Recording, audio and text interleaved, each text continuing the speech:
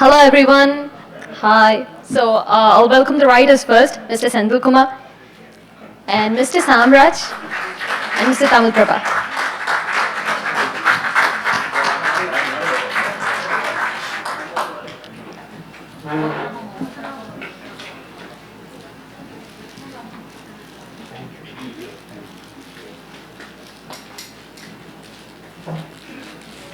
Now Priya Krish will start off the ceremony with her beautiful song.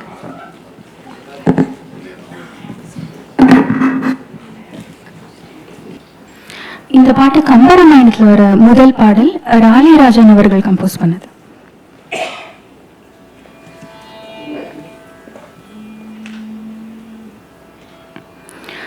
உலகம் யாவையும் தாமுலவாக்கலும் உலகம் யாவையும் தாமுலவாக்கலும் நீலை பெருத்தலும் நீக்கலும் நீலை பெருத்தலும் நீக்கலும் நீங்களா அழகிலா விளையாட்டுடையாரவர் அழகிலா விளையாட்டுடையாரவர் தலைவர் அன்னவர்க்கே சரணாங்களே தலைவர் அன்னவர்க்கே சரணாங்களே அன்னவர்க்கே சரணாங்களே அன்னவர்க்கே சரண் நாங்களே அஞ்சிலே ஒன்று பெற்றான் அஞ்சிலே ஒன்றை தாவி அஞ்சிலே ஒன்று பெற்றான் அஞ்சிலே ஒன்றை தாவி அஞ்சிலே ஒன்றாராக ஆரியற்காக ஏகி அஞ்சிலே ஒன்றாராக ஆரியற்காக ஏகி அஞ்சிலே ஒன்றை வைத்து அனங்கை கண்டு அஞ்சிலே ஒன்று வைத்த அனங்கை கண்டயலாரூரில் அஞ்சிலே ஒன்றை வைத்தான் அவன் எம்மை அழித்து காப்பான் அஞ்சிலே ஒன்றை வைத்தான் அவன் எம்மை அழித்து காப்பான் உலகம் யாவையும் தாமுலவாக்கலும் நீலை பெருத்தலும் நீக்கலும் நீங்களா அழகிலா விளையாட்டுடையாரவர் அழகிலா விளையாட்டுடையாரவர் தலைவர் அன்னவர்க்கே சரணாங்களே அன்னவர்க்கே சரண் நாங்களே அன்னவர்க்கே சரண் நாங்களே அன்னவர்க்கே சரண் நாங்களே.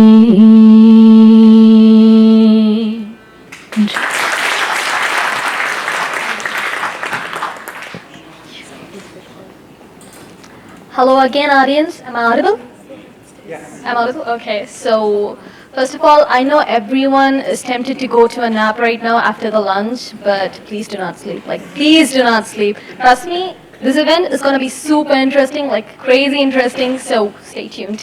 And we have a lovely writers over here, and our theme today, From the Fringes to the Forefront, explores how literature can shift our gaze towards the lives and histories that define the edge of our map.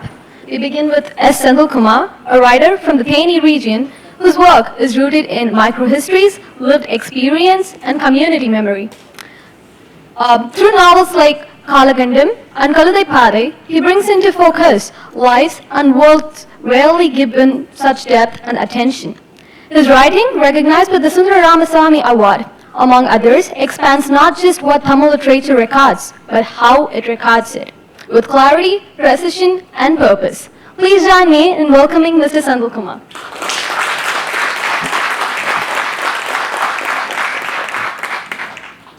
Next, we are joined by Samraj, a writer who has mastered the delicate art of pagadi, satire with precision, used not just to provoke, but to reveal.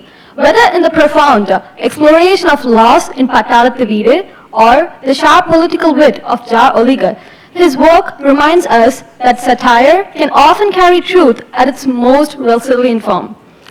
A son of Madurai and a recipient of the Rajamartandan Award and the Kannada Ilakiyathotam Award, he has consistently given voice to the marginalized. Please join me in welcoming Mr. Samraj.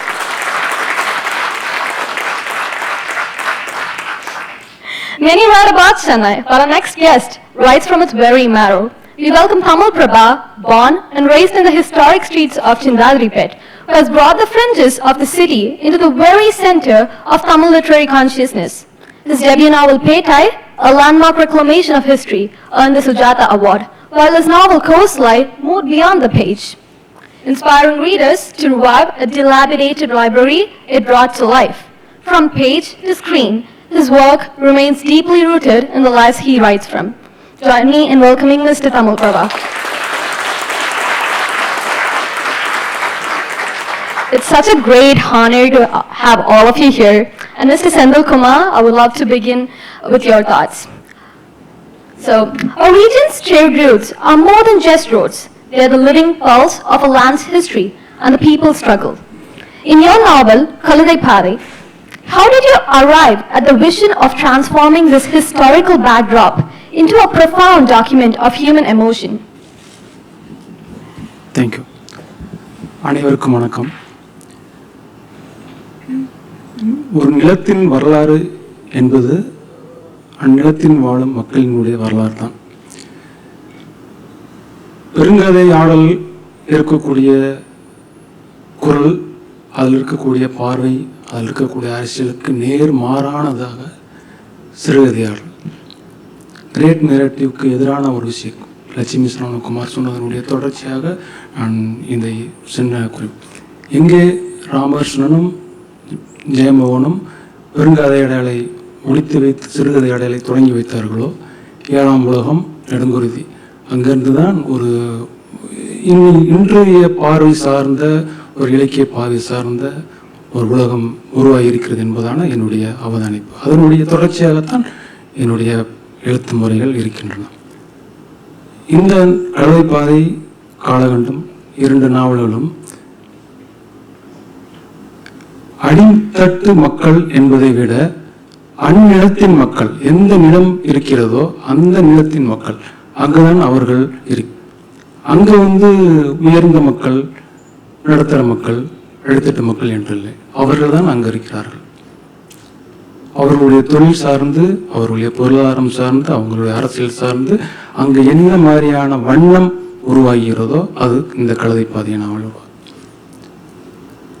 நிலத்தின் குரல் ஒரு மனிதனுடைய ஆசைதான், அவனுடைய லட்சியம்தான், அவனுடைய கனவுதான் ஒரு குடும்பத்தினுடைய வரலாறாக அல்லது குடும்பத்தினுடைய கதையாக உருவாகிறது என்று நான் நம்புகிறேன். அந்த மனிதனுடைய கதையை, அந்த குடும்பத்தினுடைய கதையை நாம் ஏற்றுக்கொள்வது போல ஒரு சமூகத்தினுடைய கதையை, ஒரு சமூக சார்ந்த குழுவினுடைய ஆசையை, ஒரு சமூகத்தினுடைய லட்சியத்தை, அவருடைய தொலைதூரமான பயணத்தை எல்லாவற்றையும் சேர்த்து ஏன் ஒரு பிராந்தியத்தின் கதையாக, கதை என்று சொல்வதற்கு பதிலாக பிராந்திய வரலாறாக, குடும்பத்தின் கதை என்பதற்கு பதிலாக குடும்பத்தின் வரலாறாக ஏன் மாற்றக்கூடாது என்பது என்னுடைய இன்னொரு கேள்வியாக இருக்கு. இந்த இரண்டும் சார்ந்த ஒரு மனிதன், ஒரு குடும்பம், இந்த இரண்டும் சார்ந்த ஆசைகள், அவர்களுடைய வரலாறு சரித்திரமாக மாறுவது, பர்சனல் ஹிஸ்டரி, ரீஜனல் ஹிஸ்டரி, இந்த இரண்டும் விஷயங்களும் சேர்ந்து எனக்கு ஒரு ஃப்ரேம், ஒரு சட்டகத்தை உருவாக்கி கொடுக்குறது.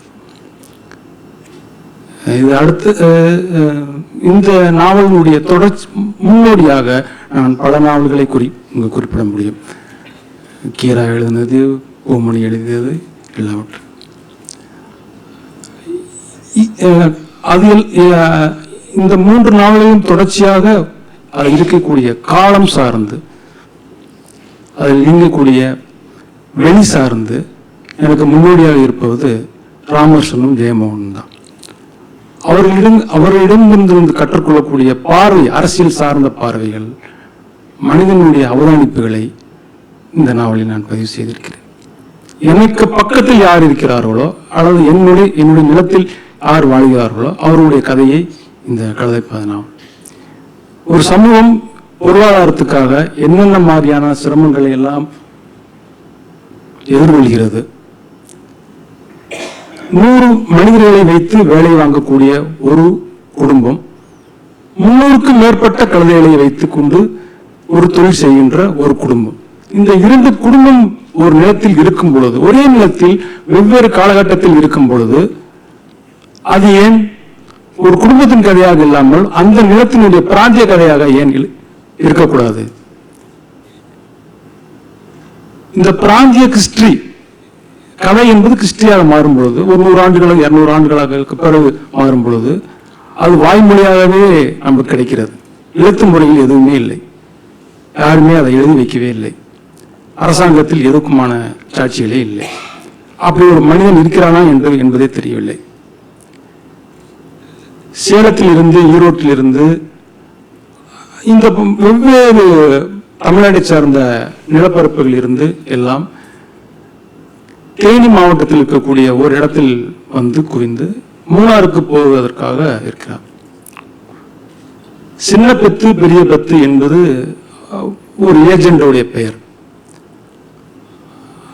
அந்த ஏஜென்ட் அந்த ஆட்களை, இந்த திரட்டி கொண்டு வரப்பட்ட ஆட்கள் எல்லாத்தையும் நிர்வாணமாக ஒரு இடத்தில் அடைத்து வைத்து கரிப்புகையை அவர்கள் போடுவார்கள்.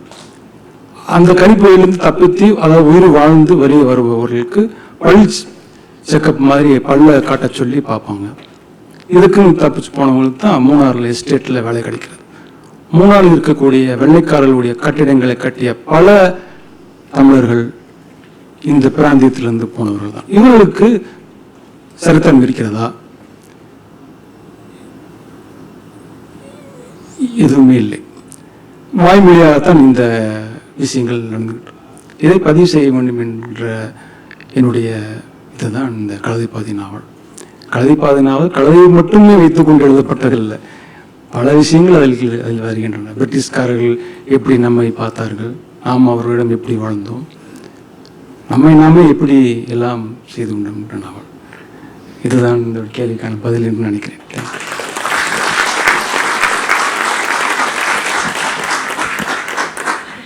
Thank you, Mr. Sandakumar. That was a very detailed and thoughtful insight. I'll briefly translate that for our audience. I see the history of a land as beginning with human desire. Individual desires become family history, and the desires of a community become regional history. In Kaludaipadai, the pathways in the hills are not just routes, they are discoveries, shaped by families and social groups. But these histories were never formally recorded. They survived only through oral memory. Through this novel, I wanted to bring those unseen stories into form, to preserve them as the history of the land itself.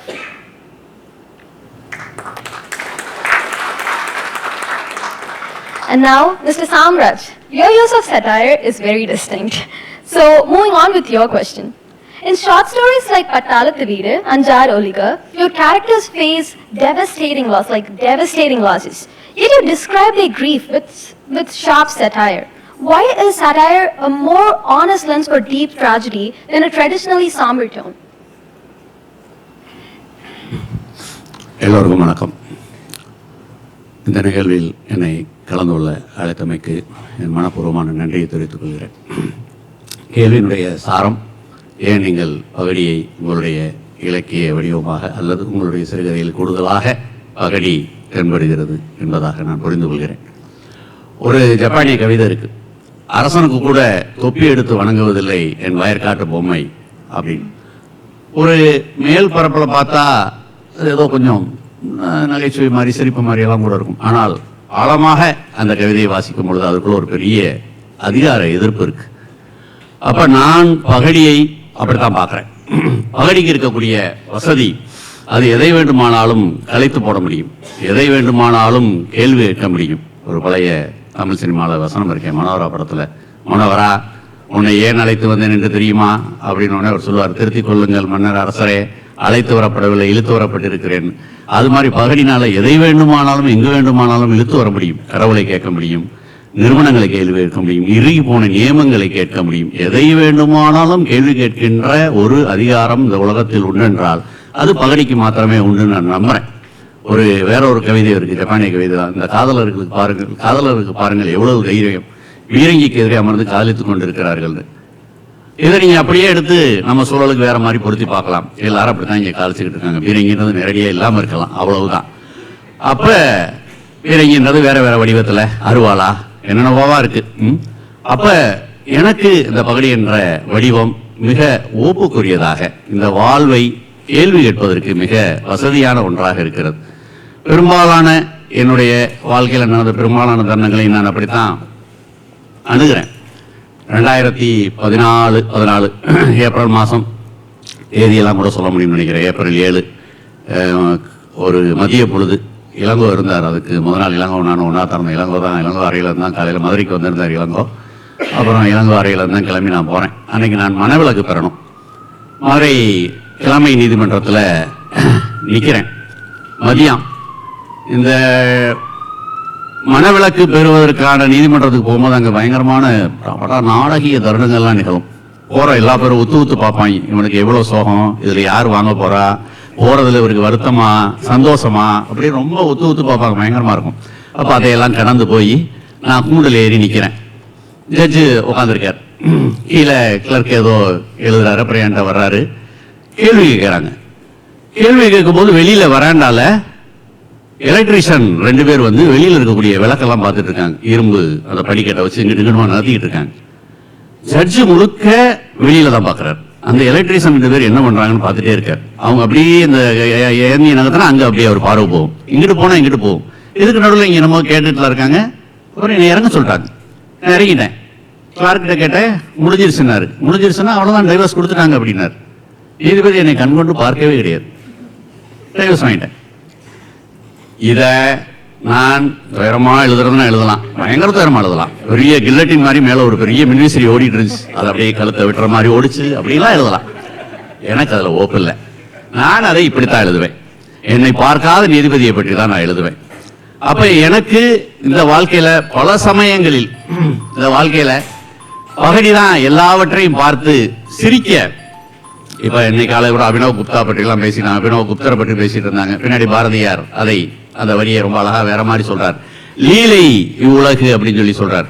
இந்த வாழ்க்கை அப்படித்தான் இருக்கு, இந்த வாழ்க்கை லீலையா தான் இருக்கு. அப்ப இந்த வாழ்க்கையை நம்ம எப்படி புரிஞ்சுக்கிறது?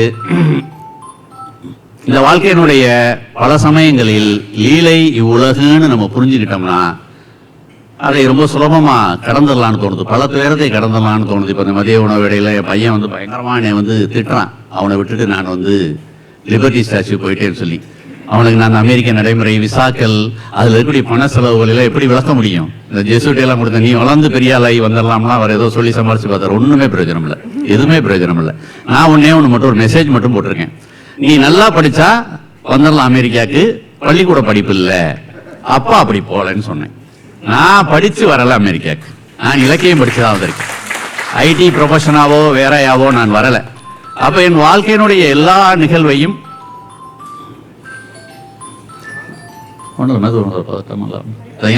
இதுவே ஒரு பகுதி தான். நாமுத்துக்குமாரோட கவிதை மாதிரி மௌனாஞ்சலி கூட்டம் விடாது ஒலிக்கிறது செல்போன்ற மாதிரி அது மாதிரிதான். அப்ப இந்த வாழ்க்கையில நம்ம கொஞ்சம் இந்த வாழ்க்கையை கொஞ்சம் வேற மாதிரி பார்க்க ஆரம்பிச்சோம்னா நிறைய இப்படி நம்ம சிரிக்கிறதுக்கான ஏராளமான தருணங்கள் இருக்கு. நம்ம தான் ரொம்ப கஷ்டப்பட்டு வந்து சிரிக்க கூடாதுன்னு ரொம்ப உறுதியா இருக்கும். மோனலிசா மாதிரி சிரிக்கிறாங்களா சிரிக்கல இன்னைக்கு வரைக்கும் தெரியாதுல்ல, அது மாதிரிதான். அப்ப அப்படி இருக்க வேண்டியதுன்னு நினைக்கிறேன். அப்ப என்னை ரொம்ப பகடி ரொம்ப இலகுவாக்குது, என்னை மகிழ்ச்சியாக்குது. அதை ஒரு ஆயுதமா தான் நான் பயன்படுத்துறேன். அதை இந்த உலகத்தை நோக்கி எல்லாவற்றையும் கேள்வி கேட்பதற்கான ஒரு ஆயுதமா தான் நான் வந்து பகடியை பயன்படுத்துறேன். இதை வந்து இப்ப நிவேதா மொழிபெயர்ப்பாங்க. மொழிபெயர்க்கும் பொழுது இந்த நாயகன் படத்துல சொல்லுவாரு, ஹார்பர்ல இருந்து சரக்கெல்லாம் எடுத்துட்டு வந்தா ஹார்பர் நமக்கு தானே, அப்படியே சொல்லுங்க ஐயரே அப்படின்னு. அப்படி நிவேதாட்ட சொல்ல முடியாது, சுருக்கமாக சொல்லுவாங்க.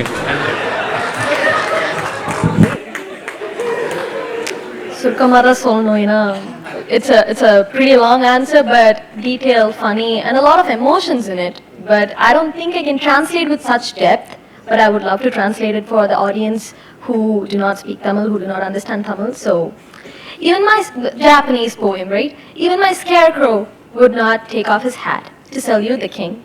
This may sound humorous, but it carries deep sarcasm and defiance. My writing is similar. It isn't pure humor, but sorrow laid with mockery. I remember standing in court seeking a divorce. While I was being questioned, the judge was watching 2 electricians instead of me and granted the divorce without even looking.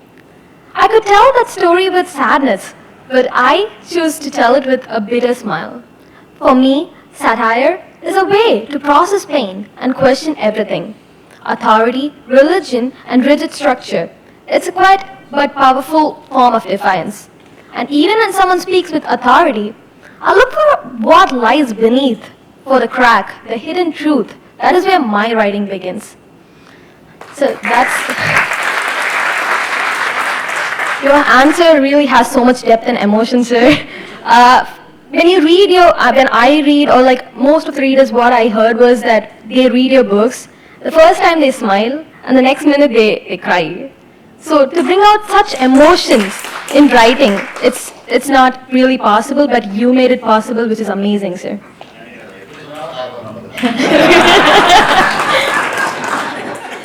Okay, Mr. Tamil Prabha, I would love to bring you in here. The Madras dialect has always been part of Tamil life, rich and evolving. But in literature, it was often pushed to the margins, rarely seen as high literature. But this has changed now with your novel course, Pete. You took something that was pushed to the margins, established it, and made it recognized. That's a real breakthrough. So how did you approach that challenge of establishing your language as the literary force it always deserved to be? Okay, in my case, don't worry about the harbor, so I'm talking directly in English. Before I get into your answer, in the year of 2011, Newark, the company name is Hewlett Packard. So my client has called me when I was in Chennai office. He invited me in Newark for one of my workshop, SAP tool workshop. He invited me because of I am subject matter expertise in the tool. Okay, but my Chennai team didn't allow me to come here because they said my language is poor in the English. So cut after 15 years, the same language bringing me here, same Newark.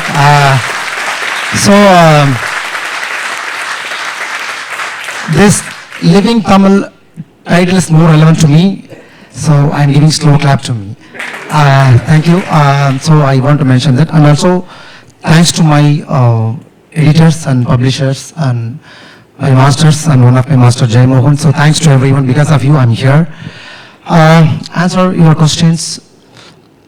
The dialect and slang of Chennai people, it's very horrible if somebody is killing you or slang or dialect. Now how I'm killing in American English now. So I'm not, villainize the senior writers, but how it is very unrecognized, how it's very underwhelming. Because in the literature, if somebody is talking in Chennai slang, how they are portrayed. What was their occupation?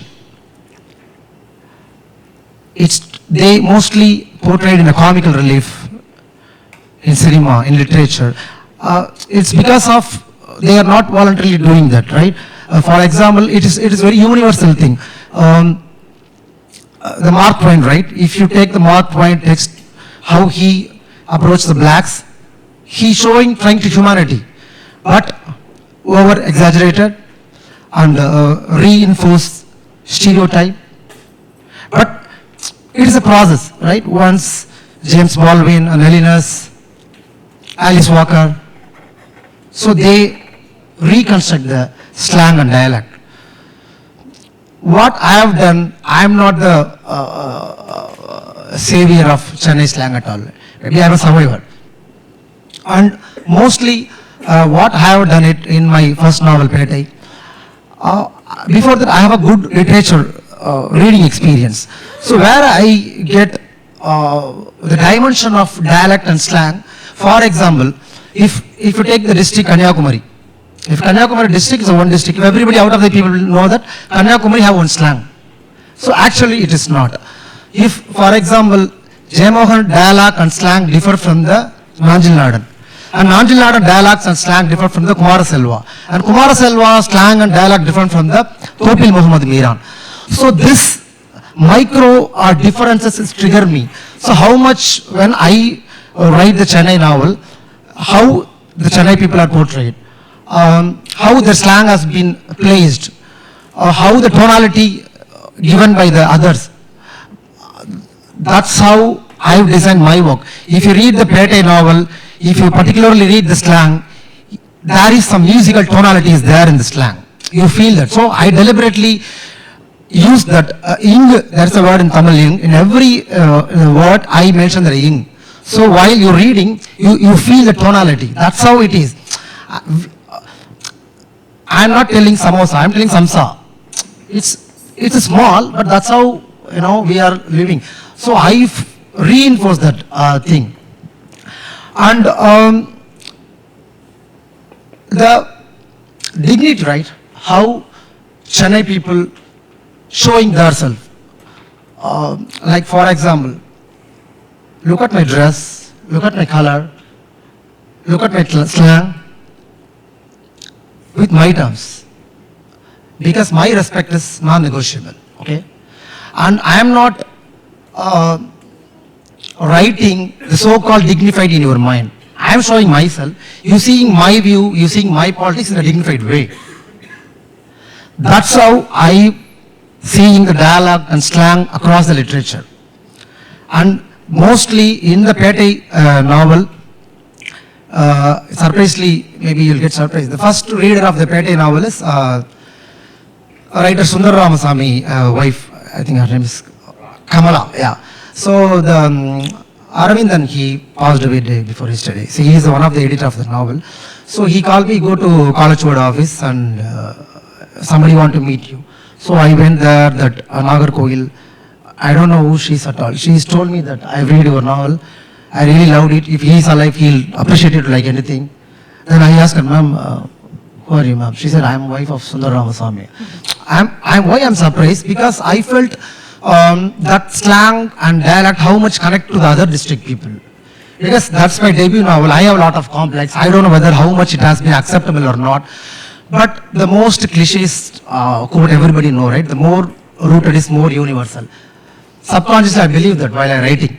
So that's the thing bring me here. So that's how I'm doing my works. In my movies also, the screenwriting also, I want place my slang, my dialogue. That's how I design my work, and that's the Petai one of the novel for that. Yeah.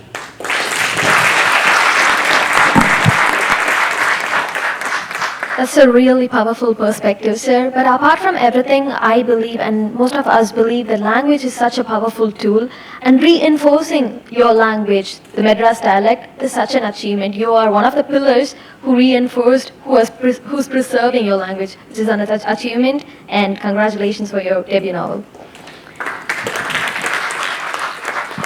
Mr. Sendil Kumar, you've been busy from the morning with a lot of phone calls and everything.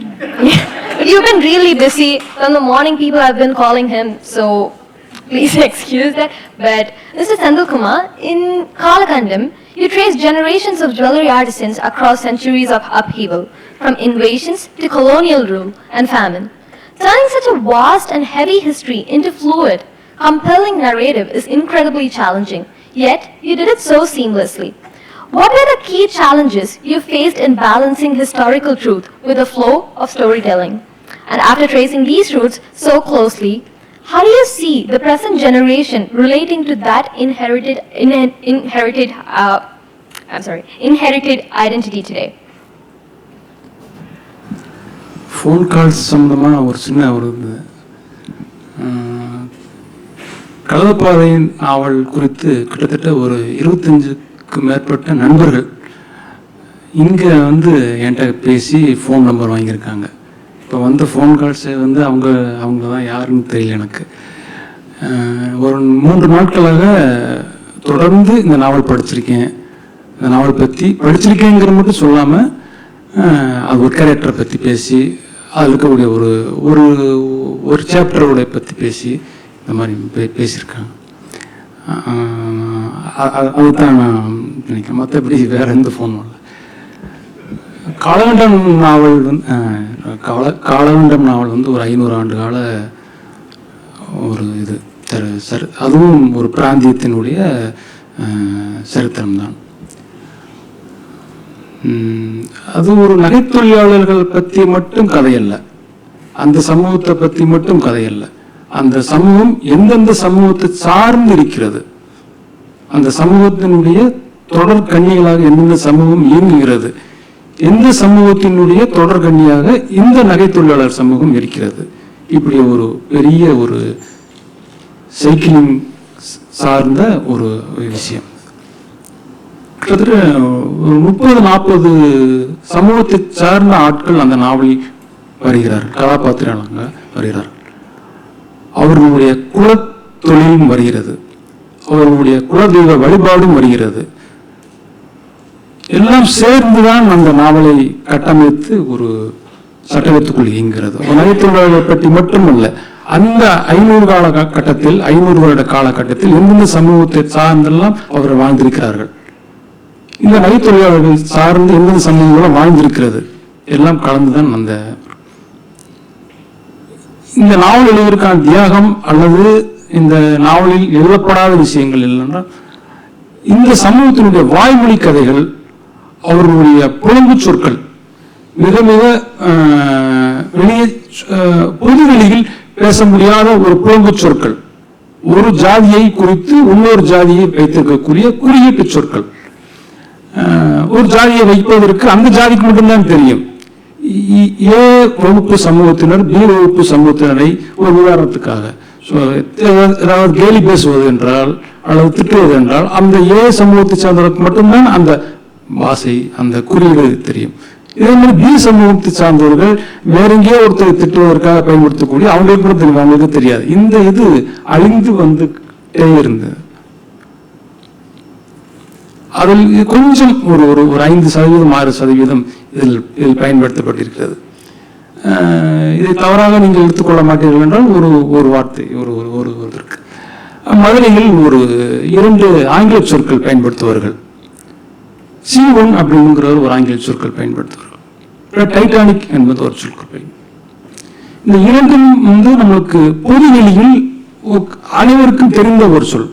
Titanic என்பது ஒரு கப்பல், C1 என்பது மதுரையில் ஓடக்கூடிய ஒரு down பஸ்ஸினுடைய ஒரு number.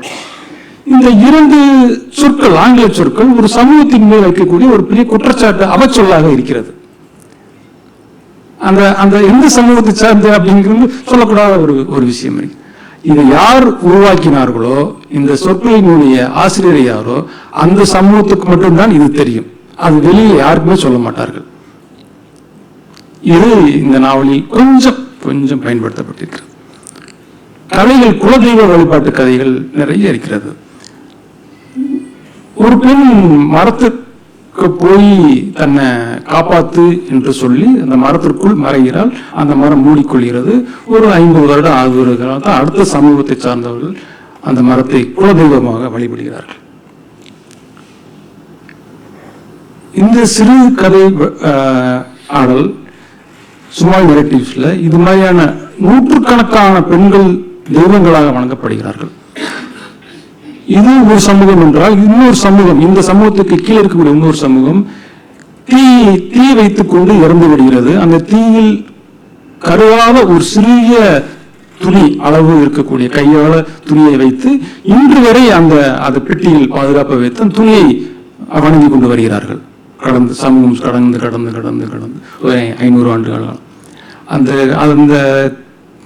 அந்த தீயில் பஸ்பமாகாத அந்த இடத்தை பார்க்கக்கூடாது என்பது கூட அதனுடைய ஐதீகமாக இருக்கிறது. இப்படி நிறைய விஷயங்கள் நாவலில் வைத்தால் அது ஒரு குட்டி கதைகளாக வேறொரு இடத்திற்கு போய்விடும், அது சுருக்கப்பட்டிருக்கு. ஆனால் இப்போது தோன்றுகிறது அதெல்லாம் நம் எடுத்து வச்சு கொஞ்சம் கொண்டு வரலாமோ அப்படின்னு. ஏன்னா அது கிட்டத்தட்ட 10 வருடங்களுக்கு மேலாகிட்டது, கொண்டு வரலாம் அப்படின்னு. இதுதான் அந்த நாவல் சார்ந்த சில அத்தியாயங்கள். வேற பெரிய அளவில் அது ஒன்றும் இல்லை, அவ்வளோ.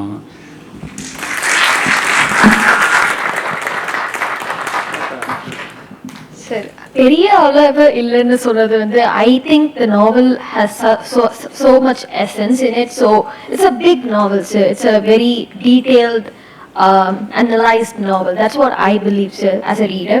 First, I'll translate his words. For me, much of this history came from oral narratives, stories of everyday life, food, practice, clothing, and lived traditions. There were no fixed records, which made it challenging to balance historical truth with storytelling. What surprised me most was discovering the lives of our ancestors, especially women. In many cases, women lived and worked on par with men. There were even many women goldsmiths. These are histories we need to rediscover and study further. I also realized that this is not just the story of one community. Many groups migrated from Andhra Pradesh and their histories branched out in different directions. So Kalagandam became not just the history of jewelry artisans, but of the entire social world they were part of. Today, however, much of this is unknown to the present generation, which makes this act of documenting even more important.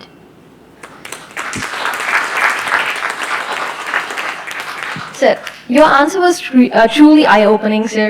So when I read your novels, I immediately called him. I was like, I didn't see the time. Probably it was like 5 a.m. or something. I was done with the novel and I called him.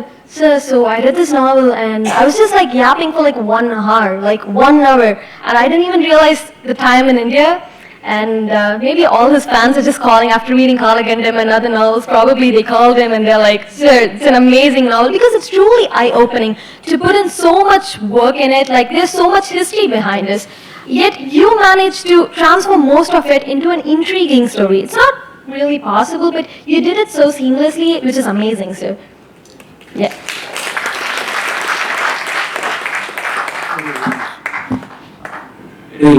ஒரு விஷயம்,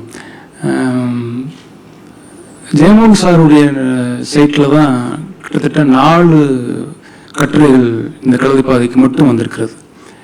முதல்ல கடலூர் சீனு எழுதியிருக்கிறாரு, 2வது ஜெயமோகன் எழுதியிருக்காங்க. இப்போ 2 நாட்களுக்கு இங்கே வரவுக்கு 2 நாட்களுக்கு முன்னாடி ஒருத்தர் எழுதியிருக்காங்க. அவர் இங்கே வந்த பிறகு நான் தான் எழுதினேன்னு சொல்லும்போது எனக்கு இதை நீங்கள் என்ன நினைக்கிறீங்க? கிட்டத்தட்ட 4 கட்டுரைகள் வந்திருக்கிறது. வேற எந்த தமிழ் பத்திரிகையிலையும் அல்லது தமிழ்நாட்டில் வேற எந்த இடத்துலையுமே இந்த மாதிரியான ஒரு நிகழ்வு இல்லை. இங்க வந்த பிறகு ஒரு 8 பேர் நாவலுடைய கிட்டத்தட்ட ஒரு 75% கதையை அப்படியே சொல்றாங்க, படிச்சுட்டேன்னு சொல்றாங்க. ரொம்ப சந்தோஷமா இருக்கு. நான் ஒரு 5 வருட காலமாக எழுதாமல் இருந்தேன். நான் 6 வருடங்களுக்கு மேலாகவே இருக்கும், எதுவுமே நான் எழுதலை. இங்கே வந்ததுக்கு 2 காரணங்கள். ஒன்று வந்து வேற ஒரு நிலத்துக்கு வர்றோம் அப்படிங்கிற ஒன்று. இன்னொன்று, இங்கே வந்துட்டு போன பிறகு இன்னும் கொஞ்ச நாள் எழுதாமல் இருப்போம் அப்படின்னு நினச்சிட்டு. ஆனால் இங்கே வந்து இதெல்லாம் பார்த்த பிறகு இந்த நிமிஷத்துல தோணுது, போன உடனே ஏதாவது ஒன்று எழுதணும்.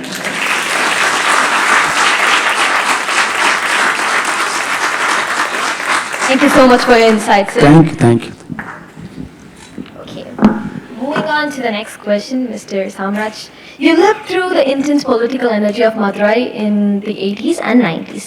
In Kodaimaram, how did you transform those personal experience into literature? What can a novel express about that era that history cannot?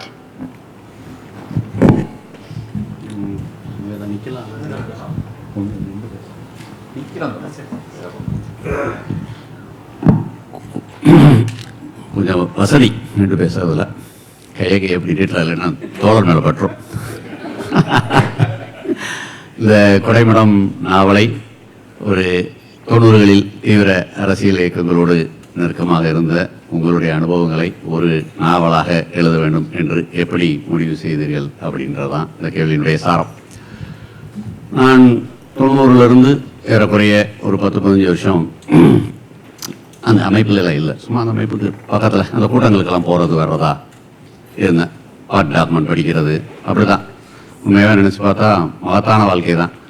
ஒன்றுமே செய்கிறது இல்லையா, தினம் எந்திரிக்க வேண்டியது, படிக்க வேண்டியது, மீட்டிங் எங்கேன்னு பார்க்க வேண்டியது. இந்த எங்கள் அண்ணன்லாம் ரத்த சாட்சியாக முன்னாடி உட்காந்துருக்காங்க, அதை பார்த்தவன் தான். அப்படி தான் இருந்துச்சு வாழ்க்கை. அப்போ பின்னதாக இலக்கியம் தொடர்ந்து வாசிட்டே இருக்கேன். இலக்கியம் சின்ன வயசுலேருந்து வாசிக்கிறேன், 7 வயசுலேருந்து.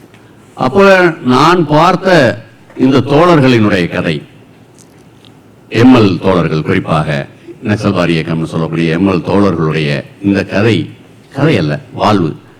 இது எங்கேயுமே பதியப்படவே இல்லை. பதியப்படலைன்னா மகத்தான தியாகம். மகத்தான தியாகம்னா நம்பவே முடியாத தியாகம் தான் அவர்களுடைய தியாகம்.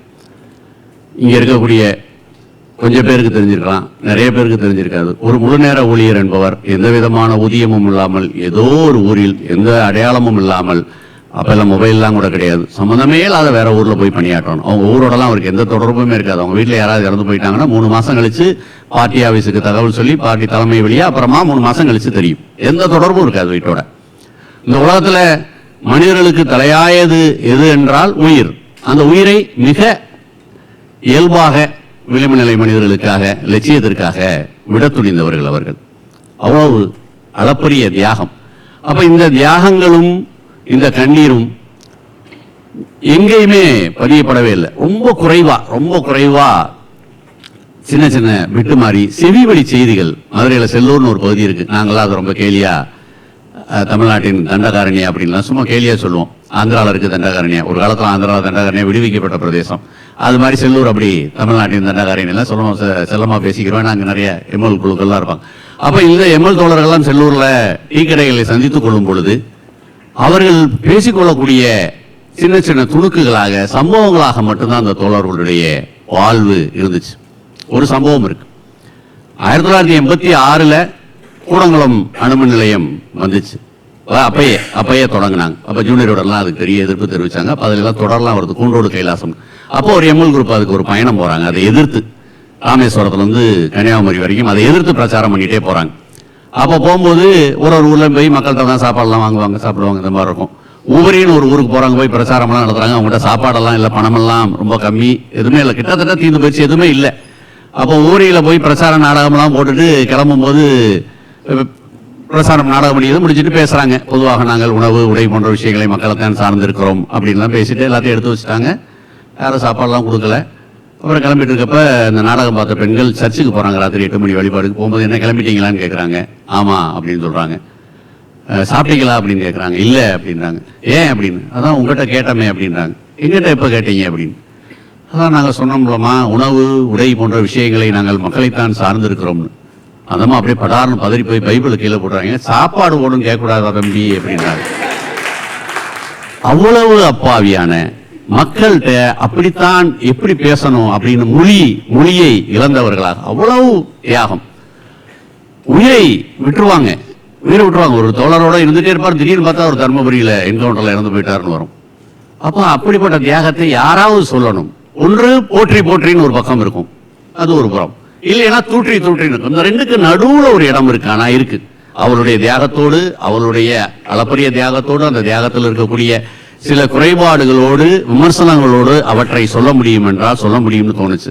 நிச்சயமாக அதை என்னால செய்ய முடியும்னு தோணுச்சு. ஏன்னா இல்லைன்னா அது இன்றைக்கு இந்த குறைமடம் 650 பக்கம் அப்படின்னா இருந்த 650 பக்க பதிவு என்பது உறுதியாக வரலாற்றில் இல்லாமல் போயிருக்கும். அவர்கள் பாடப்படாத நாயகர்கள். ஒரு பொழுதும் அவர்கள் பாடப்படாத நாயகர்களாகவே இந்த வரலாற்றில் போயிருப்பாங்க. இந்த நாவலுடைய முகப்பில் ஒரு கவிதை ஒன்று வச்சிருப்பேன், இளவேணிலுடைய கவிதை. இளவேணியில் எம்எல் குரூப்லாம் இல்லை, ஆனாலும் அவர் ஒரு மகத்தான கவிதை எழுதியிருப்பார். இந்திய துணைக்கண்டத்தில் இருண்ட தாழ்வாரங்களில் நினைவு சின்னங்கள் ஏதுமின்றி கண்களில் கனத்த விடுதலை கனவுகளோடு கல்லறையில் படுத்திருக்கும் இவர்கள் அருகே வரும் எல்லோரும் ஏந்தி செல்க அவர்களின் கனவு தீயின். அப்படிப்பட்ட ஆட்கள், எந்த விதமான நினைவுகளும் எந்த நினைவு சின்னங்களும் எதுவுமே அற்றவர்கள், அந்த அடையாளமே அற்ற அந்த மகத்தான நாயகர்களை பதியணும் நினைச்சேன். அதான் படம்.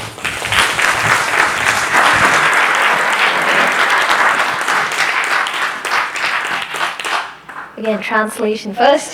When writing history, an activist writer has to take sides. The side of the people. The liberation fighter becomes the hero. The oppressor, the villain. But in literature, I have the freedom to go beyond that. I can show all sides, good, bad, and flawed. That is more realistic. In Kodai Madam, I wanted to bring into focus the lives of comrades who sacrificed everything for those at the margins, yet remained unsung. Their stories exist only as fragments, as hearsay. History is cold. It has no ears, no eyes, no tears, but fiction can give it life. The distance between a historical statement and a lived experience in a novel is vast, almost like a light year. That is the miracle of fiction. Through my writing, I wanted to resurrect those forgotten lives. That is Kodai Madam, my live stream.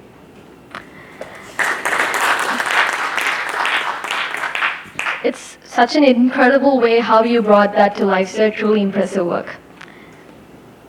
Mr. Tamal Prabha, in your second novel, Kodai, you have created a female protagonist who is marginalized at every level, at her house, at the society, yet she grows into a powerful presence. What's striking is how deeply women writers connect with her. Writing outside of your own lived experience, how did you achieve that level of honesty? Okay, for the Kosalai novel, I'm taking too much time to publish, too much time to do the editing process, because for Petai I just did it because I'm just living the life and every each and bit I know, right? But Kosalai, I'm not a female, I'm not a dwarf, I'm not a so-called intercaste. But if I want to culminate everything in the novel, I am very hesitate to attend such text.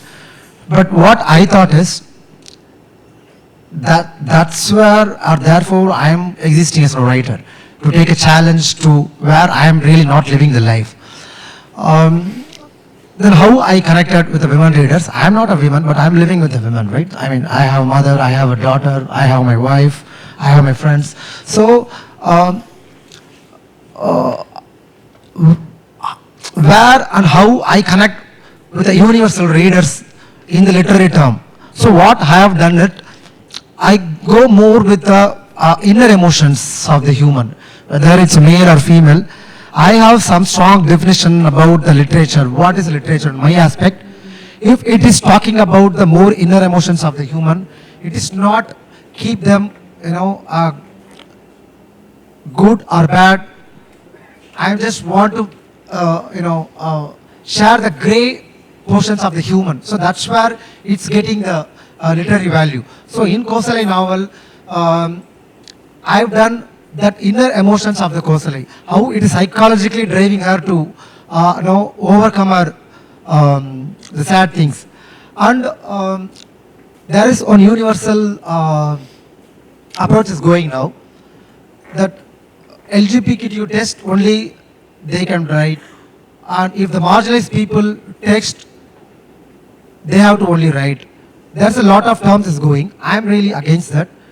But the representation is we really want. If there is a LGBTQ characters written in the text, they have to perform. They have the priority. If any Dalit character, any marginalized character written, they have give the priority to portray the character. But in the text of literature, short story, novel, you don't worry about that. If I want to write about the Indo-American lifestyle, I can write. What ultimately I can able to do, I want to do the R&D, right?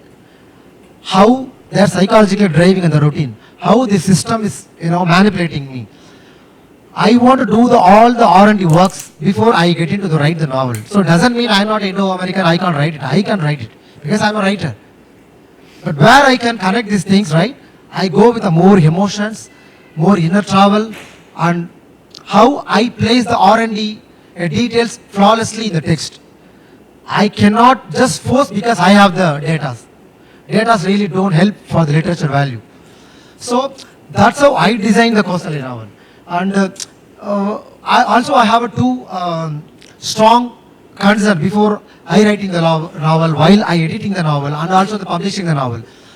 I don't want to give any voyeurism to the audience because the life is very sad to the Kosalai.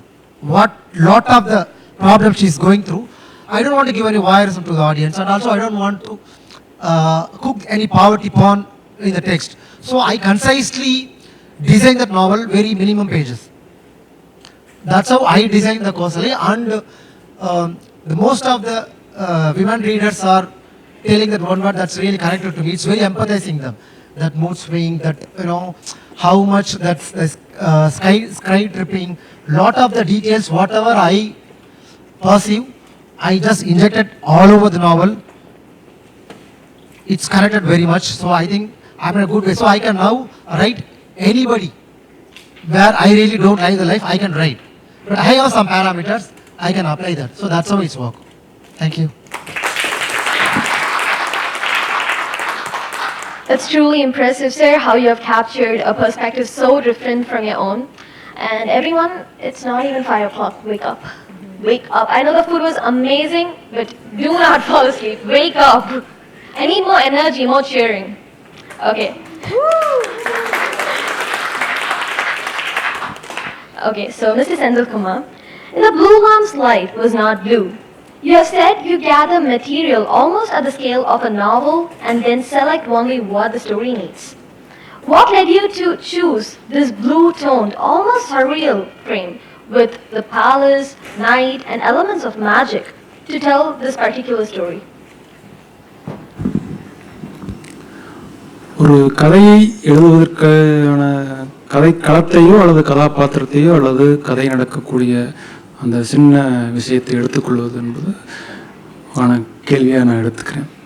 Blue light சார்ந்து எனக்கு ஒரு எண்ணம் இருந்துட்டு, முழுக்க ஒரு கதை முழுக்க ஒரு ப்ளூ லைட் இருந்துகிட்டே இருந்தால், ப்ளூ லைட் வச்சு அதுக்குள்ளே நடமாடிட்டே இருக்கக்கூடிய கேரக்டர்ஸ் இருந்தால் எப்படி இருக்கும். ஆனால் நீல விளக்கின் வெளிச்சம் நீல நிறமாக இல்லை அப்படிங்கிற மாதிரி ஒரு லைன் இருக்கு கதைக்குள்ளுக்க. ப்ளூ லைட்டு தான், ஆனால் அவங்க உள்ளுக்குள்ளே ப்ளூ லைட்டாக இல்லை, வேற ஒரு மாதிரி. இந்த ரொம்ப நாளாக இது ஒரு ஃபிசிக்ஸா அல்லது இந்த ஆப்டிக்கல் சென்ஸ் உள்ள ஒரு விஷயமா என்னன்னு தெரியல. ஆனால் கதையில மட்டும் அப்படின்னு தோணுச்சு எனக்கு. அந்த வேலையில் எனக்கு மதுரையில் திருமலை நாயக்கர் மகால் பக்கம் இரவு போயிட்டு வரும்போதெல்லாம் ஒரு டிஸ்டர்பன்ஸ் இருந்துகிட்டே இருந்துச்சு. அங்கே வெளியில் லைட் போடுவாங்க, அந்த ஒரு கோட்டை சுவர் எல்லாமே சிவப்பு கலராக இருக்கும், அதுக்கு தகுந்த மாதிரி மஞ்சள் பூசுவாங்க. ஸோ இந்த எல்லோ அந்த கோட்டை சுவருக்குள்ளே போகும்போது கோல்டனாக வேற ஒரு மாதிரியாக மாறும். பதிலாக ஒரு 50 வருஷத்துக்கு முன்னாடி இருந்த ஃபோட்டோ, கலர் ஃபோட்டோவில் ப்ளூவாக இருந்துச்சு. இதுதான் எனக்கு அந்த கதையினுக்கு கிடைச்ச இந்த கதையை இந்த இடத்துல நடக்கக்கூடிய ஒரு சப்ஜெக்ட். ஒரு 150 வருஷம் 200 வருஷத்துக்கு முன்னாடி வாழ்ந்து இறந்து போன ஆட்கள் எல்லாம் அந்த இடத்துல உட்கார்ந்தா எப்படி இருக்கும், அப்புறம் லைட் சேர்ந்துருச்சு, செட் ஆயிடுச்சு அப்படின்னு நான் ஒரு கணக்கு போட்டுட்டேன். எழுதுறதுக்கு ஒரு ப்ராசஸ் எப்படின்னு கேட்கறதுனால சொல்ல வேண்டியதாக இருக்கு. அந்த ஆட்கள் ஆவியில் இல்லை, பேய்கள் இல்லை, பதிலாக மனுஷன் மாதிரியே அந்த பூத்தரையில் உட்காந்து பேசுகிற மாதிரி எனக்கு வேணும்னு தோணுது. அதை சுற்றி இருக்கிற அந்த பந்தடி தெரு மக்கள் எல்லாம் வர்றாங்க. அன்னைக்கு தேதிக்கு அப்டேட் ஆகக்கூடிய பசங்க எல்லாம் வேலை வாய்ப்பு தேடி வேலைக்கு அலையக்கூடிய பசங்க. இந்த 2 பேரும் சேர்ந்தா எப்படி ஆகும் அப்படின்னு. அதுக்கப்புறம் இந்த கல்யாணத்தை நிச்சயதாம்பூலம் நடத்தக்கூடிய பைக்கெட்டில் தயாரிக்கக்கூடிய ஒரு சமூகம் அங்கே இருக்கு. அது அவங்க மட்டும் அந்த தொழில் மட்டும்தான் அவங்க செய்வாங்க, வேறு எந்த தொழிலுமே செய்ய மாட்டாங்க. அப்படி இருக்கிற சமூகத்தை சேர்ந்த ஒரு கதாபாத்திரத்தை வச்சு எனக்கு தோணும். இதெல்லாம் பிட்டா எனக்கு கிடைச்ச ஒரு விஷயம். இந்த பைக்கெட்டு செய்கிறது ஒரு வேற இடத்துல இருக்கு, திருமலை நாயக்கர் மகால்ங்கிற வேற இடத்துல இருக்கு. செத்து போனவங்க 150 வருஷத்துக்கு முன்னாடி இருந்தவங்க, அந்த செத்து போன 3 பேர் முக்கியமான ஹிஸ்டாரிக்கல் ஆட்களாக இருக்கணும். அது சீக்கிரமாக ரீடருக்கு சீக்கிரம் கனெக்ட் ஆகணும். இந்த பேரை படிச்சோன்னேவும் அங்கே வரணும் அப்படின்னு. தமிழ் சங்கத்து ரோட்டிலேருந்து ஒருத்தர் வருவார். அவர் வரக்கூடியவர் அந்த கதையில் அன்னைக்கு தேதிக்கு இல்லை, 150 வருஷத்துக்கு முன்னாடி அந்த தெருவில் செத்து போனவர் ஒருத்தர் வர்றாரு. இப்படி அவருக்கு ஒவ்வொருத்தருக்கும் ஹெட்லைட், ப்ளூ கலர் ஹெட்லைட் போட்டு கூப்பிட்டு அந்த திருமலை நாயக்கர் மகாலில் உட்கார வச்சோம். அந்த கதை ஓரளவுக்கு எனக்கு நான் நினைச்ச மாதிரி வந்துட்டு தான் நான் நினைக்கிறேன். கதை இது எனக்கு கிடைச்ச பிட்டா கிடைச்சது மாதிரி ஒரு லீனியரா கதை உள்ளுக்குள்ள இருக்கணும் அப்படிங்கிற அதுதான் அந்த தாம்பூலம் பை செய்யக்கூடிய சமூகத்தை சேர்ந்த ஒரு ஆள். ஒரு பையன் வந்து ஒரு தொழில் பழகிட்டு எந்த இடத்துக்கு போவான், தொழில் பழகி சம்பாதிச்சா எந்த இடத்துக்கு போவான் அப்படிங்கிற மாதிரி அந்த கதை இருக்கும்.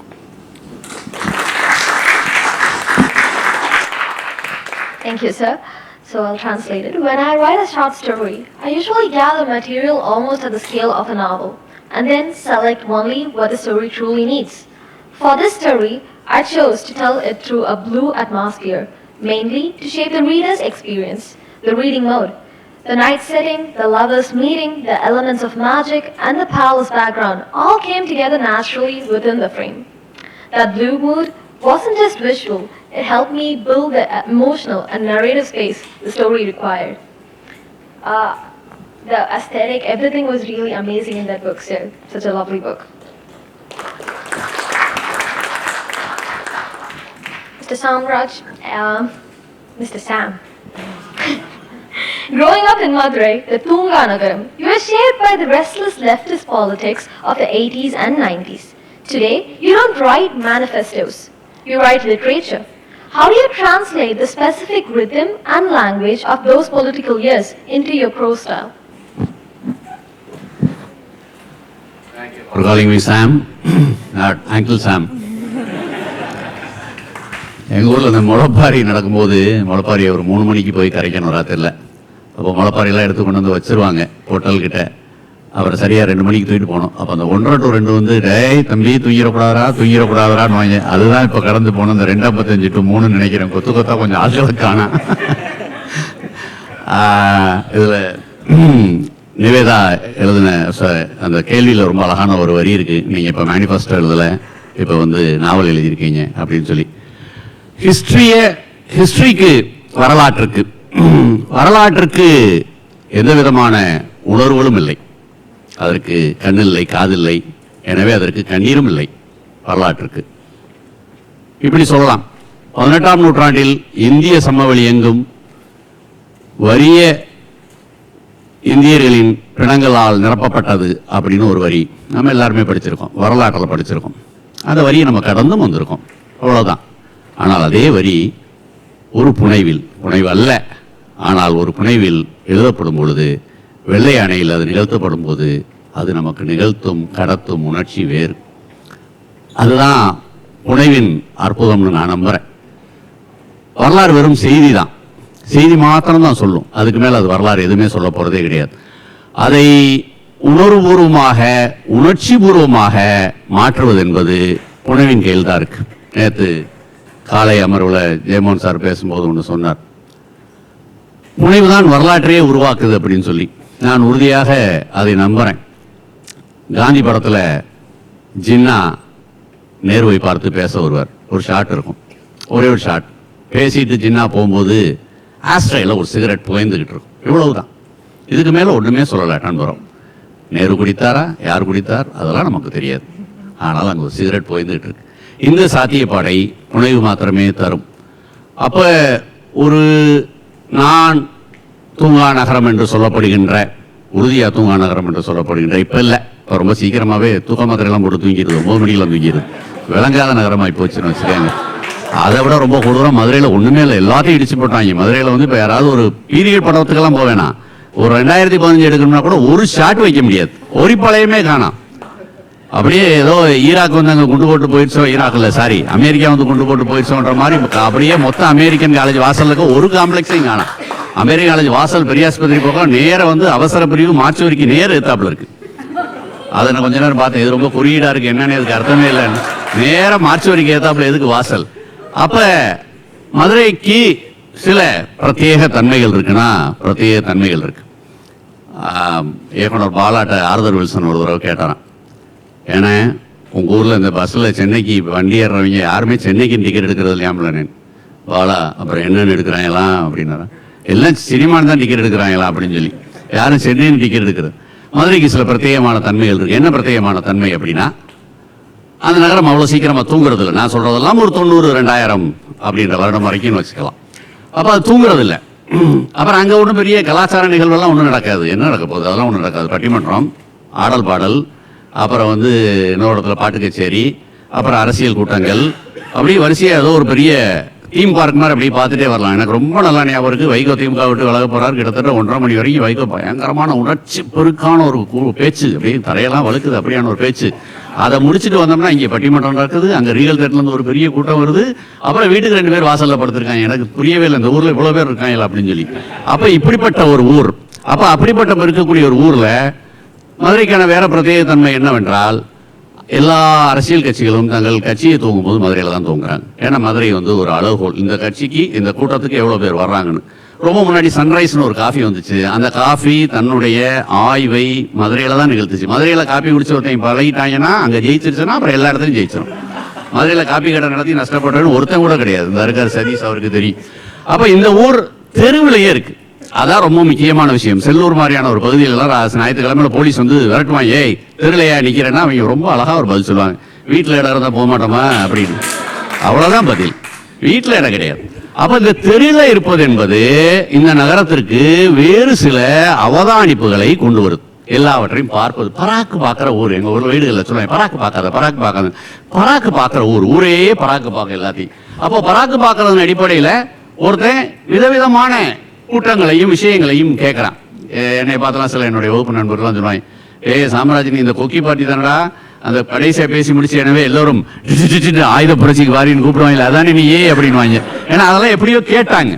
அப்ப இப்படிப்பட்ட ஒரு ஊர்ல இருந்து வரக்கூடியவன் தான் நான்.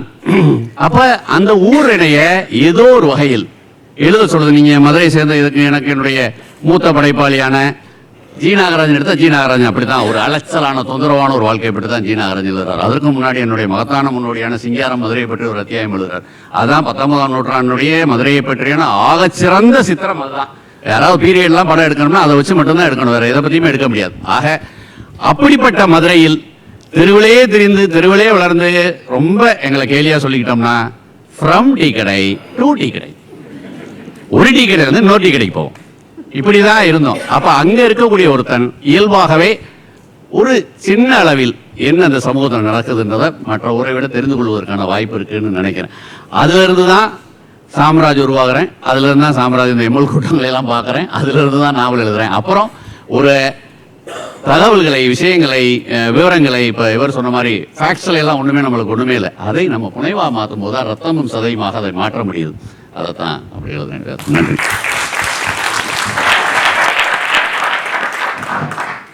So much about Madurai, so much about cinema, such a genuine answer, sir. Thank you so much. So I'll translate it. Growing up in Madurai, I was shaped by a political world where writing meant taking sides. That language was direct, ideological. But in literature, I move away from the rigidity. I try to reflect life in its full variety. Characters are not fixed as heroes or villains. Literature allows for living variety, and that is its beauty. The spirit of those years remains in my writing, not as slogans, but as memory, experience, and human stories. That is how I translate that political rhythm into my prose.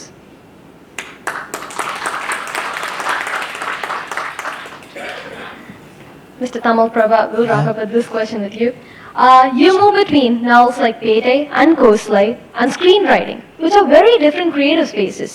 From a literary perspective, how do you balance these two? Does the visual, fast-paced nature of cinema influence your prose, or do you consciously keep your literary voice separate? Okay, audible? Yes. Okay. The balancing is very challenging. Okay. My first novel to second novel, I'm taking around 5 years because the vocabulary richness is very different from the novel and screenplay. In screenplay, the vocabulary and the inner emotions and the character arc, the longingness, it's really matter for the screenplay. But in the novel, it is really doesn't matter. Also, recently, Jay Mohan wrote a novel like Padigalam. I hope most of them read it, right? So what the term he mentioned is, he mentioned like fast fiction. He mentioned, right? I felt that process, like how contemporary mind is reading a book, how contemporary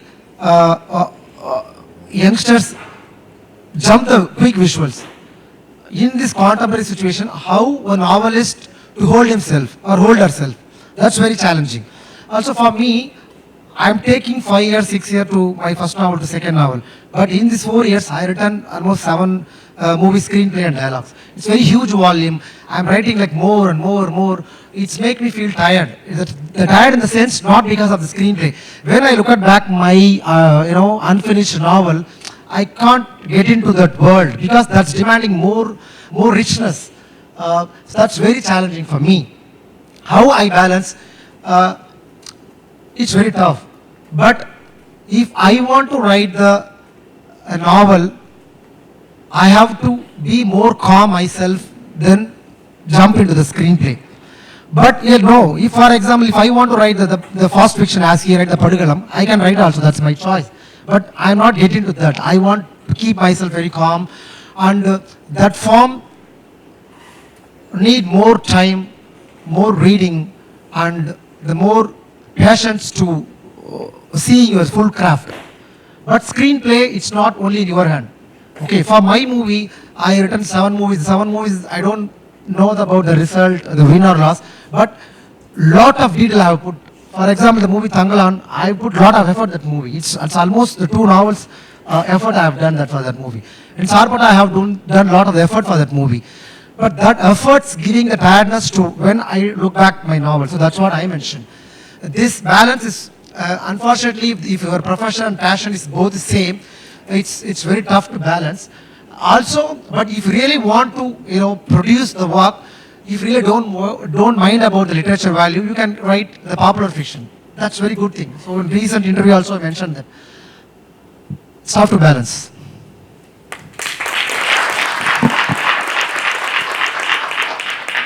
Screenwriting and writing novels, they're both your passion and profession, sir. And balancing it, like you said, it's really hard. Yet you are doing a great job. And good luck with your future books and movies, sir. So thank you so much, audience, for your patience, and thank you, writers, for these incredible insights.